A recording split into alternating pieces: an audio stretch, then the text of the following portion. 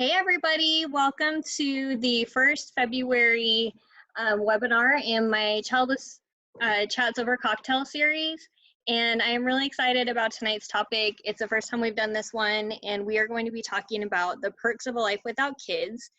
And I will say that if you are childless not by choice, this topic might be kind of difficult to get your mind around, because if you're in the middle of that grief and loss phase, it can be really hard to think about that there might be benefits or perks that you can enjoy, and it can be difficult to envision what your life can look like that could be good. So I will just preface this by saying that if you are still really deep in that grief phase, this might not be like the right time for you to be part of this webinar, although you're welcome to be here.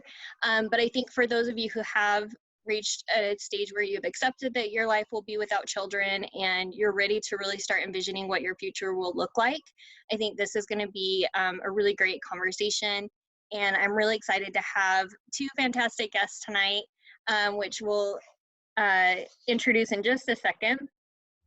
But before we get started, if this is your first time on a webinar, I want to make you aware that there is a chat box and a question and answer box. So if you have a question, you can type that in. We'll do questions at the end.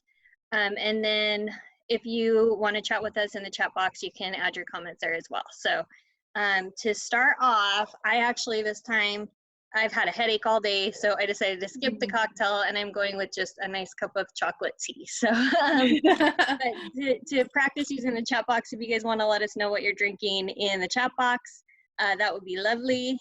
And yeah, so I'm gonna just start off by talking a little bit about the topic. So I know when we have dreams of parenthood and that doesn't work out, it's easy to really identify the grief and loss that you feel, and it can be harder to imagine a new vision for your future. So the good news is that research supports the idea that we can heal, we can find meaning, joy, love, connection in our lives without children.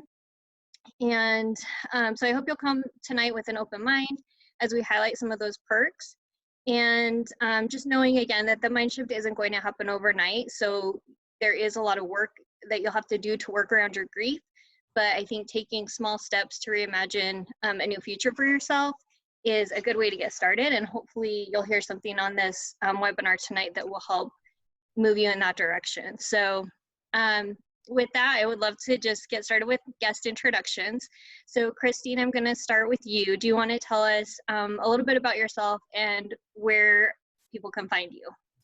Yeah, my name is Christine, and I have a blog called Simply Steen, and it is a Southern lifestyle blog. It's a good mix of everything beauty, lifestyle.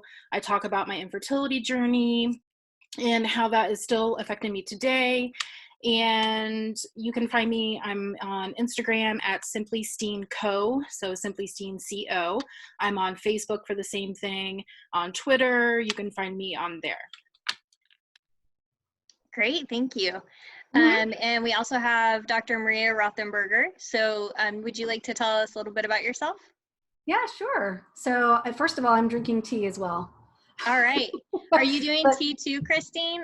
I'm not actually, I'm having a beer. Oh, nice. I almost did a coffee, but I went with a beer tonight. So Yay. Cheers. Rest assured, I'll be enjoying Cabernet later. I'm just at my office. Nice. So yeah, I am a therapist and a coach, and I specialize in fertility issues. And you can find me at drmariarothenberger.com. That's burger like hamburger, I like to say. And I also have a podcast called The Miracles Happen Fertility Podcast. I think that one of the things that connected Katie and I was that I see living without kids as one real success story to traveling through the fertility world. And so I make that a big piece of how I work with folks. Also, I have a book launching in the spring called Transcending Infertility. And it is just about that. It's not just about, creating a baby. It's about really going above, transcending this mindset and this way of being that is, oh, I am infertile, which I never like to say. So yeah, so that's a little bit about me. Great, thank you. And it looks like we don't have a lot of alcohol drinkers tonight. We've got someone drinking water, someone having decaf coffee, LaCroix, and matcha. So Nice. we're having kind of a tea night. All right, so I'm going to do something a little bit different than I've done on past webinars, which is I wanted to spend a little bit of time talking about some highlights from some research articles that I pulled up. So before I dive into our conversation, I just wanted to go over a few of these, because what I think is important about this is that when I have looked at the research on outcomes of, you know, people who end up not having children that wanted them, or comparing people who have kids versus people who don't, what has been very reassuring to me is that across the board, studies have shown that if you do not have kids, your chances of having a life that is meaningful, happy, filled with love and connection is just as good as someone who has kids. And so I wanted to start just by highlighting some of these research pieces that I found, because for me, I think it's been really reassuring to kind of step back and say, okay, well, overall, like, does not having kids mean that you're just doomed to like this miserable life where you're alone and sad all the time? And that is not the case, I'm happy to report. So the first one is a study, it's called a 10-year follow-up study of psychosocial factors affecting couples after infertility treatment. It's in the Journal of Human Reproduction, so long name, but basically what it did was it looked at couples who had undergone medically assisted reproduction, and out of the surveys they got back, 59% of the women had gone on to have a child, 11% had fostered or adopted, and then 30% remained childless. So one thing that's really interesting in one of the studies that they cited, they found that for many women, the intensity of the crisis that's triggered by being involuntarily childless is approximately the equivalent effects of having a severe illness or the loss of a close relative. So they say it's very similar to having bereavement. And I think that's important to note, because when you are in that initial grief phase, it is very hard to look beyond your current situation, and it feels like you're going to feel like that forever. So I think it's just important to note that that is a normal part of the process, but it's hopefully one that lightens and you start to be able to move past that, and it's not as big of a part of your life as time moves on. So in looking at the quality of life, it showed that there are only a few minor differences between parents and the involuntarily childless couples that were in this study. And what I thought was interesting is that they said that what helped the couples who were involuntarily childless move forward was accepting and giving a positive meaning to their childlessness, engaging in an active search for a plan B or alternatives for their life, and not cutting themselves off socially. So if you're looking for how you can have those great outcomes, I thought those were 3 really good suggestions on how to be a little bit proactive in your healing. And they found that things that hindered those couples in healing and moving forward was engaging in sustained rumination on the causes of childlessness, being dominated by feelings of powerlessness, and if they adhere to the conviction that children are the only worthwhile aim in life. So I would say if you're seeing yourself in that and feeling really stuck, that therapy is a great way to help you move forward. I saw a therapist during my infertility in Atlanta. I just started seeing a therapist again here now that I'm living near Asheville. And it has been probably the #1 thing I've done for myself to help me kind of move forward. So big advocate of therapy. The study also showed that most couples report that in the medium and long term, coping with the childlessness crisis led to a strengthening of the partnership. So I know that's not always the case, but in a lot of cases it is. So that's good. That 5 to 10 years after unsuccessful IVF, the separation rate in those couples was between 3 and 17%, which was actually lower than the rate for couples who conceived children. And let's see, I'm gonna skip some of these because I think I added too much here. I want to make sure we have time for conversation. but there was a second study that looked at the just kind of well-being among those with children and those without, and they actually surveyed 1.8 million Americans. So this is a very large scale study of just collecting data from almost 2 million people. But the report found that there is very little difference between the life satisfaction of people who are child-free and parents. And they found that parents tend to experience more highs and lows in their life. So they may have higher joys, but they also have lower lows, and that they have more stress and negative emotions in their lives than those who are childless. So all that's to say that I think if you're just looking across the board at what research says, and I found a lot of other studies as well that kind of confirm this, that there's not that much difference between the two groups. And so I think life a lot of times is what you make of it, and you're not doomed to a life of sadness and loneliness. So with that being said, I want to ask the first question to you, Maria, because I know you work with infertility clients every day in your therapy practice. And like you said, one of the reasons I'm so excited to have you on is that you do see child-free living as a successful outcome of infertility, one of a few successful outcomes. But for those who are just beginning to accept the life without kids, how can they start to shift their mindset to being able to envision what benefits or perks may come with that life? Yeah, and also I'm a giant therapy advocate, just saying. I might be a little biased. So yeah, I think that starting to move toward a life making your own life without kids in it involves a myriad of things. But the first one that I really think about is really making a true choice. Really saying, here's my limit for fertility treatments, here's my limit for adoption, that didn't work out, whatever it is, wherever you are in your journey, really saying, here's my endpoint, and making a choice. Because one of the things that you highlighted, Katie, was that there's such a sense of powerlessness that I'm doomed to this end. And in order to take your power back, it really is about making choices. I am making this choice to say, this journey is over for me, and I'm going to move over into this new creative adventure. So I think that, and that doesn't mean that we need to ignore the very real grief that happens. So I like to talk about this in terms of two seemingly opposing things occurring at the same time. So I recall, I was saying before we started recording, I recall my own adventure of stopping treatment. I literally did a very illegal sweeping all the needles into the garbage and everything. It's probably not, I'm saying this live too, but okay. I don't think anyone's going to come after you for that. Yeah, but I was like celebratory. I was like, yes, I knew this is the end, right? And I was starting to plan all these amazing things in my head and on paper for how my husband and I were going to live our lives. We were obviously going to be adopting like 50 dogs. That was a thing. But then a couple weeks later, my husband said he wanted to be a dad. So we ended up moving toward adoption, but it was a real big choice. Now, before I got to that part though, now here's where my story might be a little bit different than other people.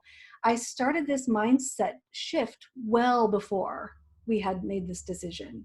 So I think no matter where you are in your journey, and you had mentioned, Katie, you're not sure if this is the right venue, if people are like in that grief place. I think it's the perfect venue, because no matter where you are in your journey, starting that mind shift change right now is essential to feel fulfilled moving forward, whether you live without kids or whether you end up with your own child. All the stuff is still going to be there. So first, I would say making a conscious choice. Second, owning the sadness, owning the grief, recognizing that it's there, and then adding these other bright spots to your life. So, yep, there are so many perks, so many wonderful parts of living without kids that even people with kids should consider incorporating into their life. I'm just saying. So I think that that's really important. So yes, adding in both these bright spots, these amazing things, and being with the grief, like holding space for that sadness and the grief that's still there. And honestly, it could still come. You might still have triggers, 5-10 years from now. They'll be far less intense, but they'll still be there, and you'll know how to deal with it because you've already done all the work ahead of time. Yeah, oh, I love that. Yeah. Yeah, no, I love everything that you said. And I think that you're right in terms of when to start thinking about this as an alternative or an outcome for you, because you're absolutely right. I actually started looking into this while I was deciding if I wanted to do a second round of IVF. So I did one round of IVF that I did not have any embryos that were viable, and I felt like I put my body through so much, and just emotionally it was so much. I didn't know if I wanted to do a second round. And while I was kind of going through all of that, I had found a book called The Baby Decision, which is phenomenal if anyone's kind of a little bit feeling ambivalent about having kids. Because I know that's something that's not always talked about in the infertility community, but I think you can still have that ambivalence even if you're going through infertility. It's another thing that's not talked about enough. Yes. Yes. And so, well, especially when you get into decisions where it's no longer just, okay, I have to keep having sex to make this happen, but when the sacrifices that you're making get greater and greater, you do have to start making some real decisions. And anyway, so I did read that book, and it, I think, is a very non-biased way of being able to walk you through your own thought process about, well, why do I really want kids? What are some of the benefits of not having kids? And it has all these exercises to kind of help you decide. So I did start doing that. I also bought Living the Life Unexpected by Jody Day, which is phenomenal for helping women think about their plan B after infertility of being child-free. I also found a few really great memoirs of women who were child-free after infertility. So I'm Taking My Eggs and Going Home and Silent Sorority were two of them. They're just phenomenal. So yeah, I had started doing a lot of that work before I had made up my mind to not do my second round. So I think you're right. Yeah. And you can see how you're holding the space for both, right? Let me hold the space for the possibility of all these avenues. Yeah. And I think that's important. It's really, really important to do. Yeah. I think so too.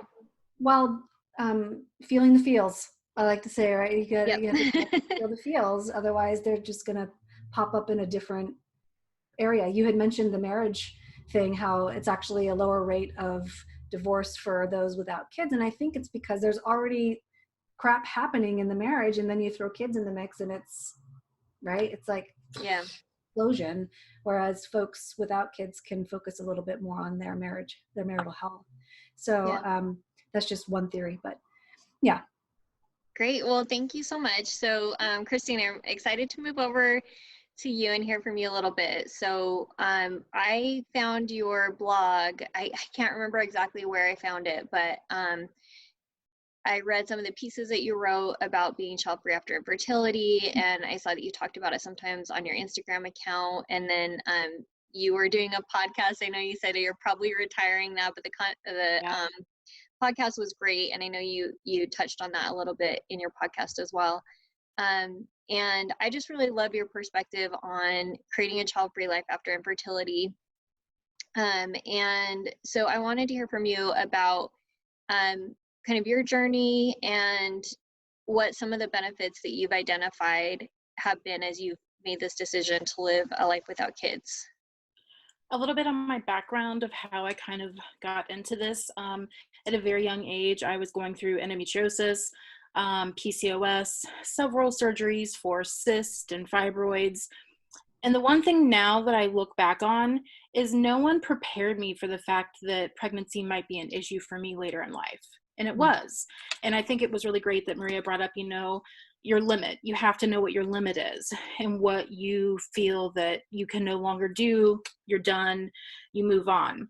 For me, I think kind of my whole process and what I really struggled with, and kind of why I decided to start talking about it on my blog and social media, was no one really told me that I might not walk out of infertility with a child. Everyone who was doing infertility at the same time with me, all their treatments, they all walked away with a child. And that's incredible and amazing. But it kind of left me feeling like, what about me? What does this mean for me? Because no one prepared me for this. No one sat me down and said, you know what? You might not walk away with a child, but that doesn't mean your life ends. And I kind of started doing some research. I think probably a lot of social media, trying to find women in relationships who were similar to kind of what I was going through, because I was going to be living a child-free life and I had no idea what that meant. I had people telling me that my marriage was going to fall apart. You know, we've all heard what people can say.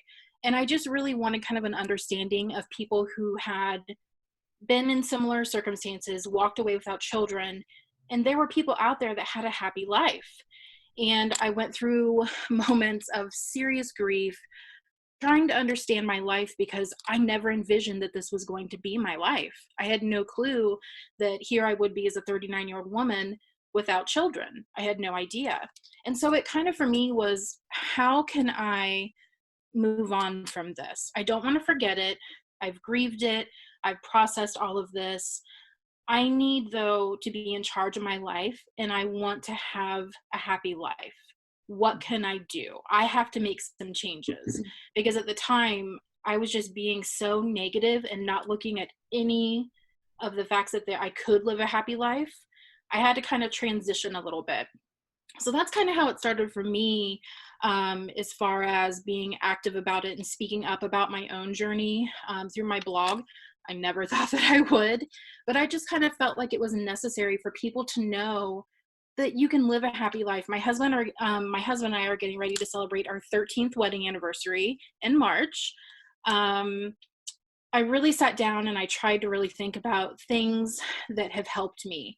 And someone mentioned to me, and I even took notes, and I'm going to kind of look at those a little bit, but having that answer for me, that I wasn't still kind of in limbo, like, well, it could still happen, it might happen. Having that answer for me really allowed me to heal and to move on and to know that it was no longer going to be an option for me, and that's okay. And the grief is certainly still there at times. I still have triggers, but it's different and it's changing as the years go on. But as far as perks of living a child-free life, I definitely think that the flexibility that you have is incredible. I've been able to run my blog full time. I've been able to concentrate all of this information and all this extra stuff. I have extra time to be able to do those things. And in all honesty, it's really allowed me to kind of work on myself and to figure out what is going to be a happy life for me. What is this going to look like? So definitely, you know, everyone always says, you know, you have the perks of being able to travel whenever you want to. You can focus on things that you have interest in. You have more time. You can sleep in. You can do date nights and everything. But for me, the biggest thing that I think I took from this was the fact that I'm now able to help other women who are going through similar situations know that while you might be in grief right now, it will change. You can have a happy life. I think that it's made my relationship so much stronger. I kind of feel like we went through hell, which so many, you know, couples do.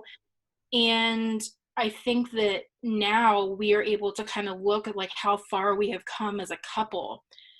And I think also that my happiness has been redefined. What I thought was going to make me happy is not what's making me happy now. So kind of knowing what your plan B is going to be, that's something that I really had to do some thinking on. That was really hard for me for a while, but I'm proof that you can, you know, there are so many women, you can live a happy life, you know, without being a mother. I had so many people tell me, you know, you're going to be so alone. What are you going to do? You know, you're not going to know love.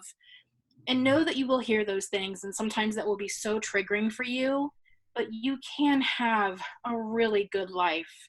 And you can move on from this. And I assure you, it's not easy, but definitely there are a lot of perks that I think you can find. Thank you so much. I completely agree with you. I think, I know I've talked about this before, but I I was raised Mormon, and in the Mormon religion, like being a mom is the purpose of your life on the earth. And if you like what I always heard about women who were infertile, is that if they didn't get the experience to be a mom on this earth, that they got to be a mom in the afterlife, and this was like the test they were going through so that they could get to motherhood later. So even if it wasn't motherhood here, it was motherhood postponed, and it was going to be even greater when you got to that reward in heaven. And so even though I wasn't Mormon when I was going through my infertility crisis, I'd already like left my faith, but I found that those kind of ideas of motherhood had really stuck with me, and I had never, honestly, in my entire life, thought about what a life would look like that didn't include kids. Like I was just 100%. This is what is in my future, and what I will spend my time on. And I didn't even plan to go to college. I got married at 24, being like, I'm going to be a mom. I want to be a stay-at-home mom. That is like what I want to do. And so it just hadn't occurred to me that this could be a part of my path, and I had not spent any time thinking about it. And so it's been really interesting for me the last couple of years as I have kind of made this shift and transition. And one thing I think about a lot is that I was very happy with my life before I started trying to get pregnant, and I felt fulfilled, I felt happy. And so when I think about it, yes, there is a loss, because I absolutely have had to go through a lot of grief and coming to terms with it. This will not be a part of my future either. But when it really comes down to it, I think that we're each kind of responsible for creating meaning in our lives and deciding what our purpose is. And one thing that I love that I have heard from Melissa and Eric, who do the Live Child Free podcast, is I heard an interview with them where they talked about, I hope I don't like butcher how I say this, but basically that if you're a parent and your kids, once they get to the point where they're leaving the nest and you're now have all this free time that you didn't have, that a lot of times that's when like this midlife crisis hits of like, oh my gosh, who am I? How do I want to spend my time? What should I be doing? And they were saying that they feel like maybe for those of us who are childless not by choice, or maybe even those who are child free by choice, that moment hits us a bit earlier, because we're faced with having to make those decisions earlier. And I just saw Jill, I can't remember what her handle is on Instagram. I'm gonna look it up while we talk, but Jill just wrote today, she shared a graph about the well-being across the lifespan, people's self-reported well-being measures. And it showed this like U curve where it really started to go up around 50 years old. And she said, as the person that was describing that was saying that it's because that's about when people start to really think about like the meaning and purpose in their life and start to make changes that put their lives more in line with that. And that's when you see this like well-being start to really curve up. And it was actually like the highest in like your 70s, it like kept going up. And so I like to think maybe we're hitting that curve a little bit earlier, where we have to think about some of those things, because we don't have this like day-to-day time being spent where like someone literally is looking to us for staying alive and their well-being and having all their needs met. So anyway, I love all of that. All right, so I want to talk a little bit about some of the myths that are out there, because I know we hear all the time like just these kind of, I think people say them kind of like without thinking, but just stereotypes, I guess, of like what life is like for women without children, and the way that we're represented by society. I think that when you look at the research and it's saying like your outcomes are just as positive, you can have all these things you want in life, but I think if you look at how childless women are represented in the media and by society, it doesn't always match that. And so what are some of the kind of like myths that, let's do some myth debunking. So what are some of the myths that you guys have heard related to women who are childless, or those who are childless? I definitely think just about that we have no purpose, that we are selfish, and we're going to be alone for the rest of our lives. We're going to be lonely. I don't know how many times that's been said to me that, you're just going to be so alone. Who's going to take care of you when you get older? And that's something that's always stuck with me and kind of really gutted me for quite a while. It was almost like, oh my gosh, I hadn't even really thought about this. And the more and more people that say that, it's oftentimes, I've had this, people ask, should I say something to them? Like, should I correct them? Do I just move on from it? But I think just the fact of, everyone saying that we're going to be alone, that we have no purpose in life. I've had people tell me constantly, like, you just must have so much free time on your hands. And it's just, I think that comes from people just not really understanding that we're human. We have jobs, we have things that have to be taken care of. But I think definitely for me, the whole, you're going to be alone for the Yeah. rest of your life, you're going to be lonely. That one is something that's always kind of stuck with me. And I will say, when I was looking at the research on this, I did look at loneliness outcomes, and people who did not have children did not have more loneliness in their lives than people who did have children. And I think part of this is like, I don't know, I can't remember where I heard this phrase, but this idea that loneliness is voluntary. I was talking to one of my friends about this because she's also childless, and there was a study that I read that showed that like over 50% of people report that they feel lonely in their lives. That's like across the board. And so I think that like loneliness is a condition in our society that is just kind of an epidemic right now. And it's something that everybody has to grapple with. And if there are that many people looking for connection, then we should be able to put ourselves out there and make connections, right? Like, it's part of it is that you do need to be proactive in your life about how are you investing in relationships and how are you expanding your family. I mean, I have put a lot of work this year into building new friendships that are really close and amazing. And your family might look different. It may include friends or, others that you take care of or have in your life that are not blood. And I think that's really important to think about too. Yeah, also, I think that it's important to note that, feeling lonely, I like to say that you could never feel lonely, even when you're alone, if you like who you're hanging out with. So I think that it's important to build some self-love and some self-care. I don't think that this is even optional. Everyone needs to do this. You have to like who you are, because then you'll never, ever, ever experience loneliness, ever. It's just impossible. And it infuriates me a little bit when people say that. I try to be peaceful around it, and because I have the position that I do tend to give a little bit of, soft education around what people say. But I think that it's important for everybody with or without kids, to cultivate a feeling of peace and love for who you are inside, because then that it just spreads to your connections to other people, and you build this community around you that it's like impossible to feel lonely.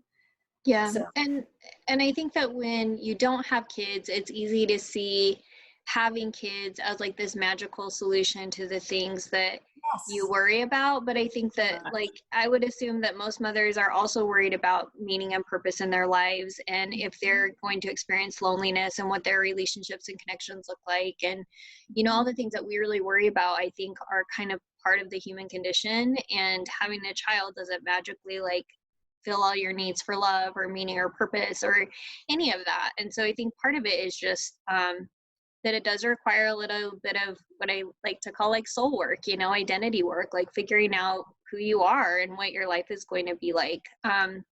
Yes. And I like what you said, Christine, about that people don't see our lives as busy because we don't have children. And I think this is partly too when it also comes with like being lonely or not having love. Like some of these misconceptions come from the fact that if you're a parent and you're imagining what someone's life is like without children, they're picturing their own life, but with a child gone, which has been like kind of what a lot of their attention and time has been going into. Yeah. And they're not picturing the fact that like if they didn't have those children, your life fills up with other things, right? You have Yeah. more time to invest in other relationships.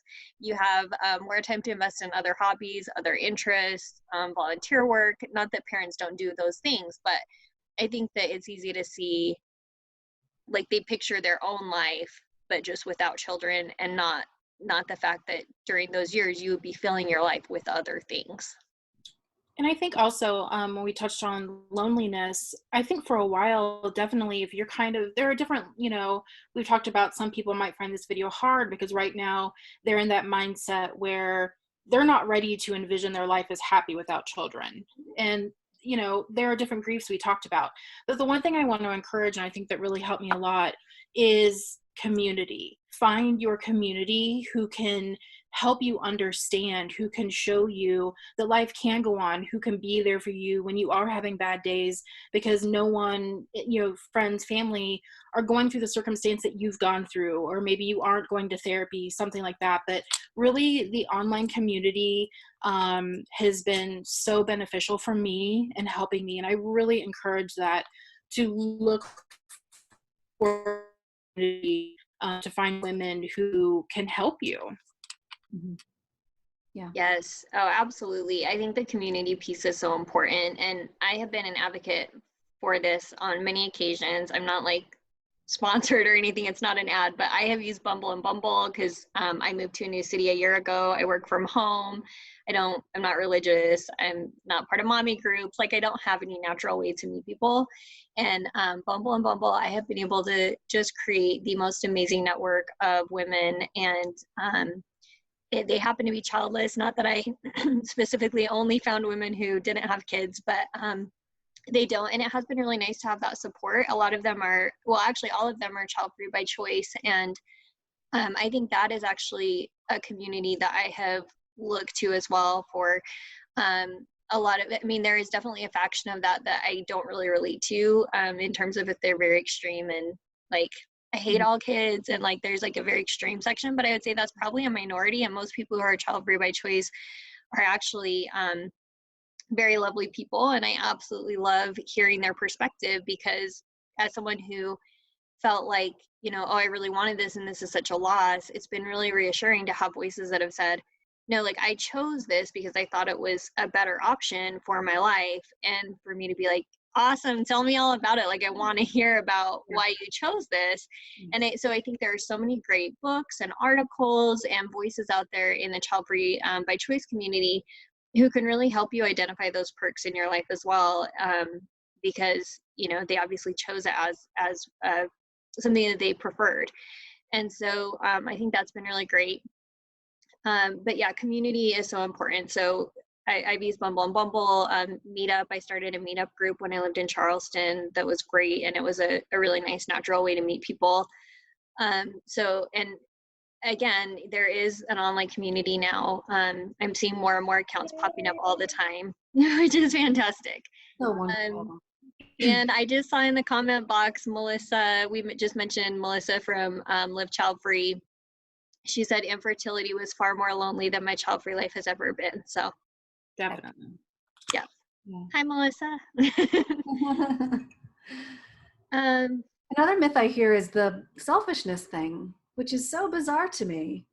I feel like it's like if you pursue parenthood through fertility treatments, that people call you selfish. And if you choose to, live without kids, that you're selfish. And again, I tend to highlight one's own thinking and one's own, self-care around this, because the truth about what's inside. And, everybody's going to have their opinions, unfortunately, judgmental opinions. So it's important to really beef up what's inside of you and really ask yourself, who am I? Why am I making this choice? What does this mean for me? How does this improve my quality of life? Right? So you're really focusing on you, which, by the way, our society is so about be so selfless and give. But the problem is when you don't fill yourself up, right? You're not able to give as much as you really want to. So I'm I'm on the selfishness bandwagon apparently, because I really feel like it's very important to self-care. Yeah, well, and I do think that's the selfish one is always interesting to me, because I think most parents, if you ask them why they had children, it's usually some benefit to themselves, like something they wanted in their life. And it is a very still kind of inward focused thing where it's like, yes, I know, because I have tons of loved ones that are amazing moms, and I see how much they have to sacrifice for motherhood and for their children, but it is also kind of internal, where it's like they're sacrificing for their family and what's in their household and their children.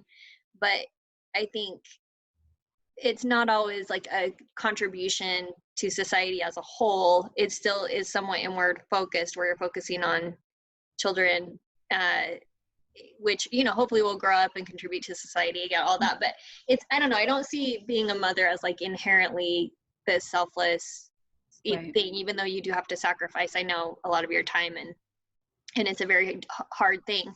But yeah, the idea of selfishness is has always struck me as kind of a weird one.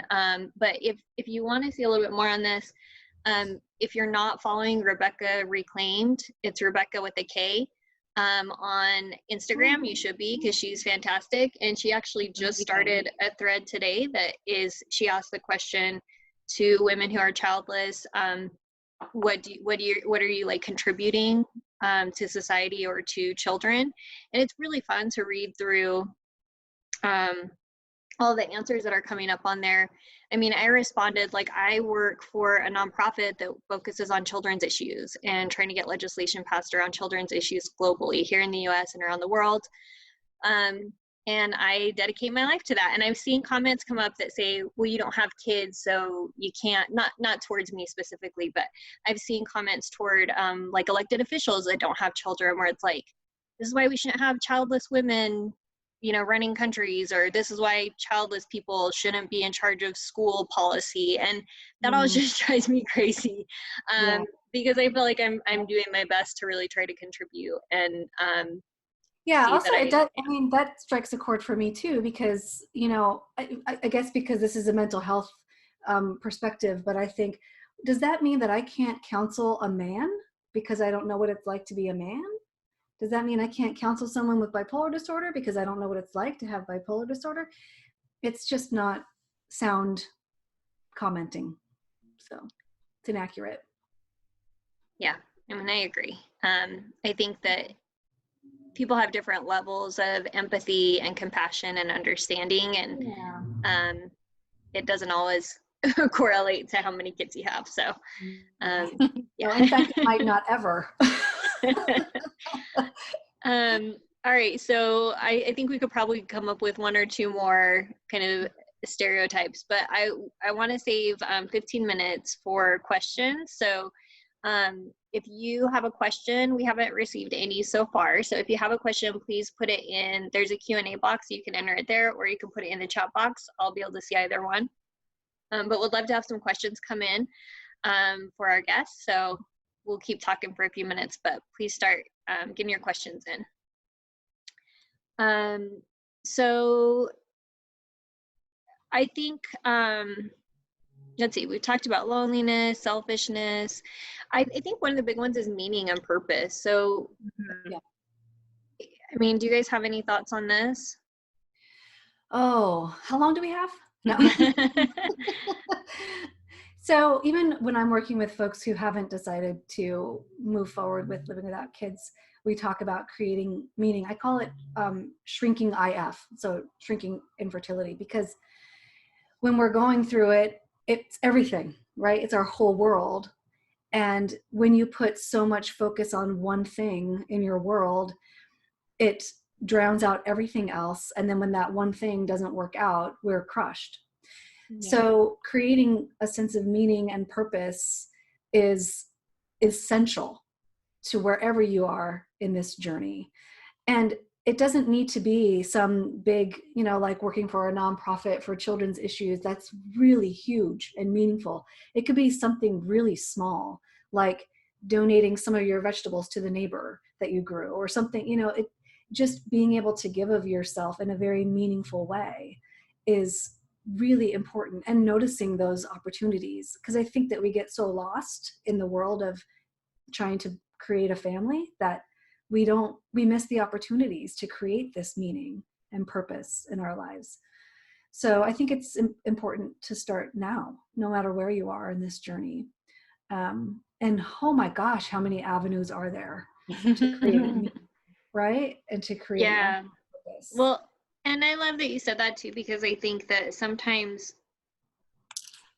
if we don't have kids, there's this expectation of us that we have to do this big grand thing to like compensate for it. So it's like, you're not contributing, so you better come up with this, like, and maybe it's not even about like the meaning and purpose, but it's like, you better figure out how to live this glamorous life where you're rich and you can travel everywhere and be the luxurious couple that has no cares in the world and just gets to do whatever they want. Or you have to like, you know, do something else to create some kind of legacy where people will remember you after you're gone for the wonderful way you changed the world. And I think it's like, we don't put those expectations on parents. Like, why do we have to put them on ourselves? Like, I think when I say meaning, it's whatever that means for you. And that can be very personal and very internal. It doesn't have to be this like big, loud thing that's like changing the world, you know?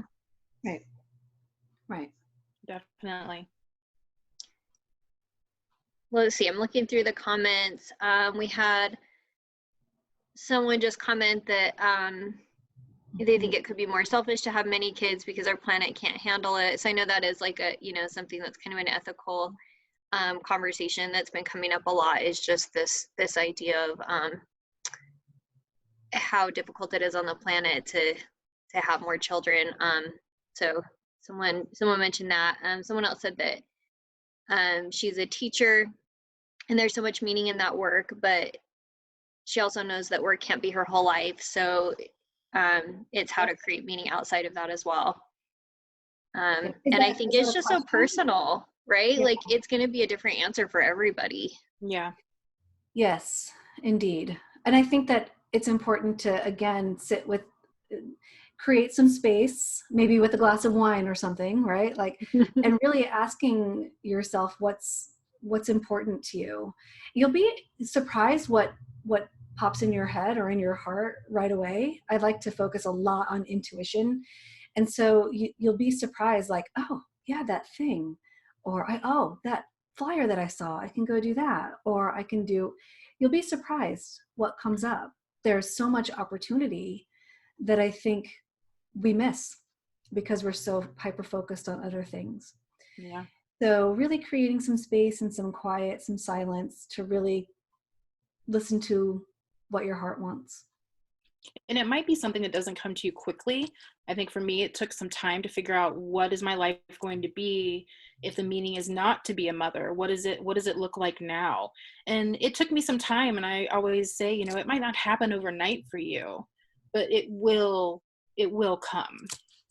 Yeah. And I will say too, I mean, the grief, I was not prepared to go through the level of grief that I went through with all of this. And so I was not thinking about like, what's my life going to look like? What's my meaning? What's my purpose? Like, trying to figure anything out, because I was in survival mode for, you know, I mean, probably like the last 2 years of my infertility, and then probably a year after my hysterectomy, where I really wasn't thinking about any of this because it was just too much. So, you know, I think that that's something that's important to note too, that grief it can be all consuming, and you've got to get through some of that first. And unfortunately, that's a normal part of this process. I think that on the journey to, you know, trying to procreate, we're often from one to the next thing, to the next thing, to the next thing. And what are we going to do if this doesn't work out? Let's have 5 options in play. And if that doesn't work, then this, and then that, and then that. And we're just always in this hyper, you know, sympathetic nervous system charged constantly, even in our sleep. And so when we finally slow down to this like decision made, all of the crap comes up, all of it. And it does not look pretty. It's not a beautiful thing in one regard. And in the other regard, I'm like, oh, that's so beautiful. Let it happen. Let it happen. Let it happen. It needs to happen in order to move forward.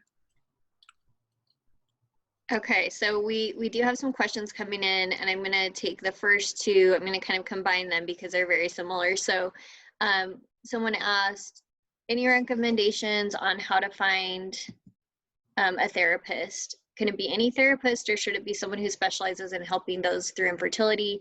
If so, how do you find someone with that specialty?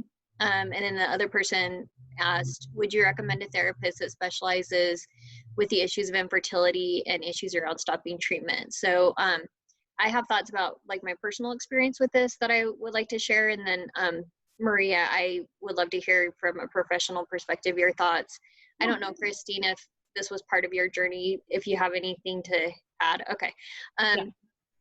So I started therapy when I lived in Atlanta, and it was when I was going through infertility. I did find someone who was focused on, she did have specialty in infertility, and I thought that was really important for me, that I went to someone that kind of understood what that was like, and that could see the trauma that I was going through as like a real thing, and was kind of versed in what that looked like.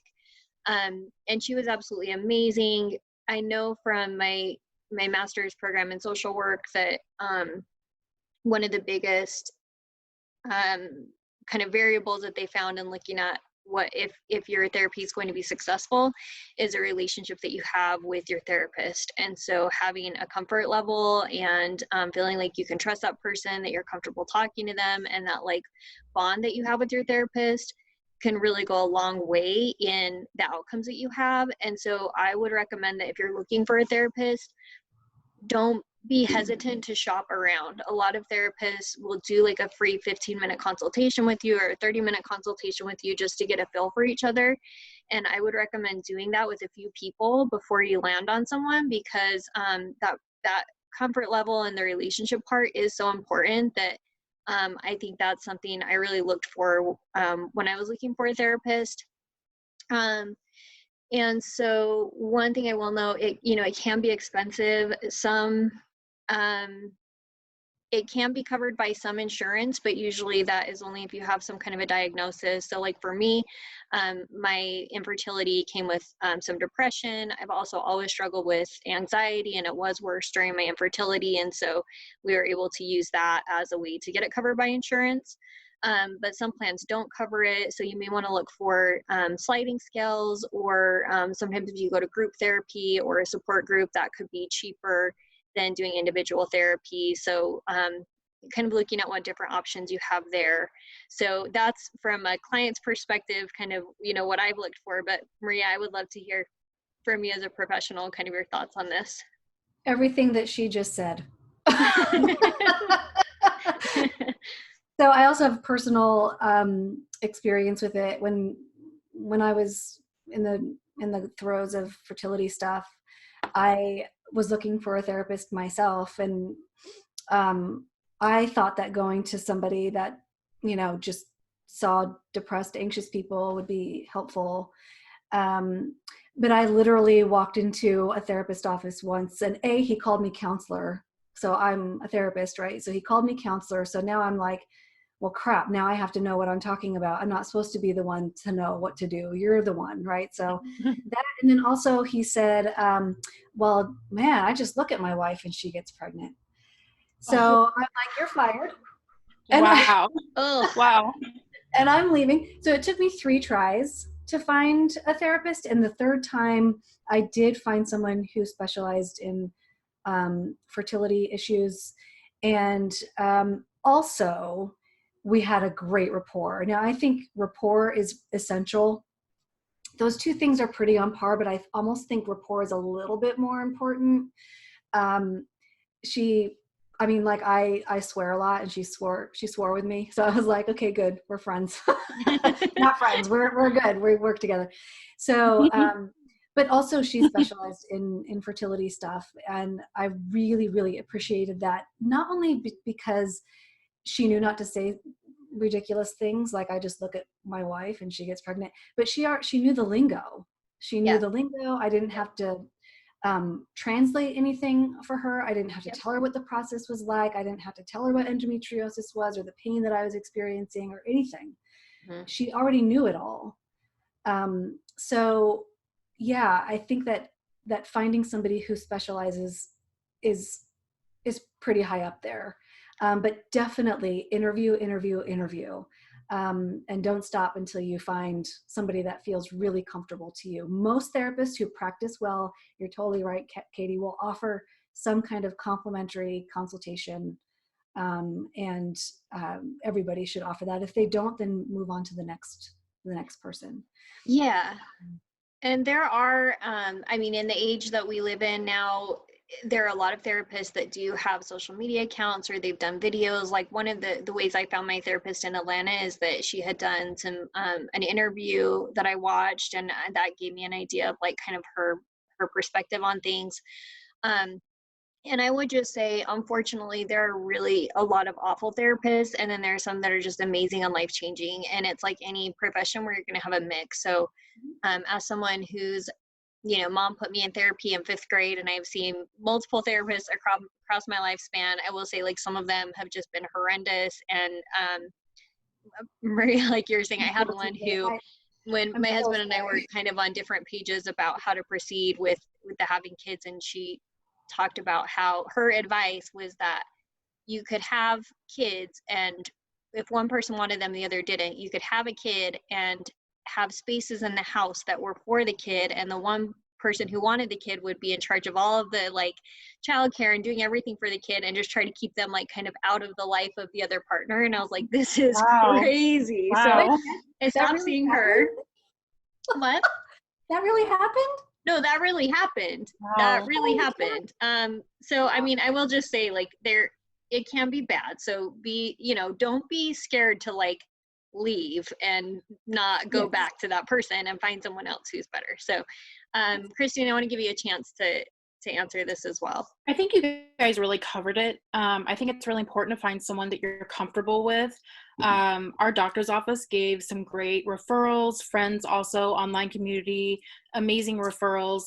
I wish this is something more doctors, while you're going through infertility, would almost make this like a requirement, because I feel like therapy is so beneficial.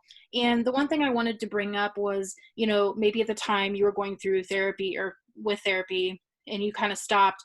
But I think it's important that if you feel like you need to pick it back up again, definitely have that option available, because there are going to be, the highs and the lows, and there could be a time where it just kind of hits you again and you need that help.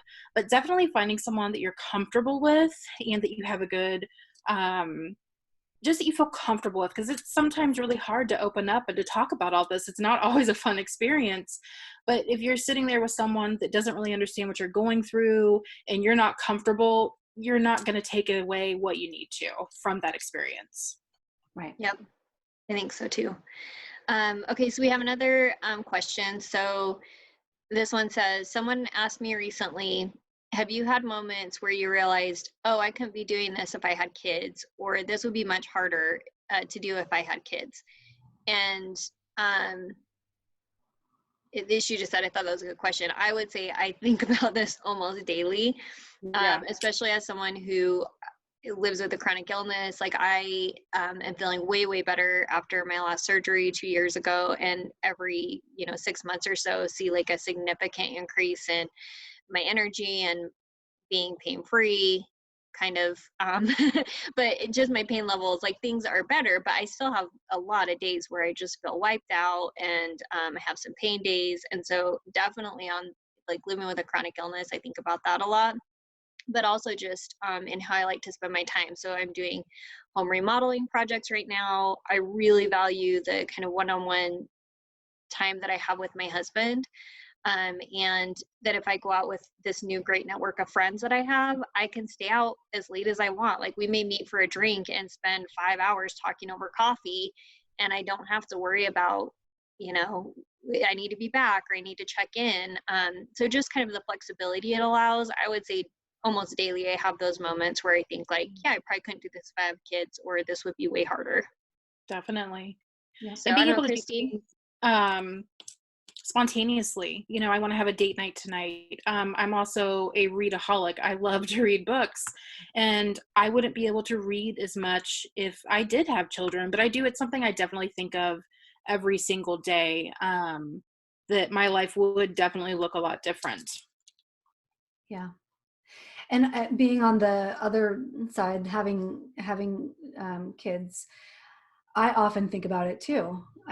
This just happened. So I live in Oregon, in the U.S., and out here we have an astounding array of breweries and wineries. And Oh my gosh, you can yeah. get a passport that you can travel through all these breweries and wineries and get it stamped, you know?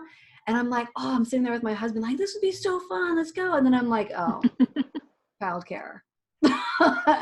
Oh. And, you know, all the things that I need to be present for, where I would prefer to be doing some other, you know, meaningful things for me.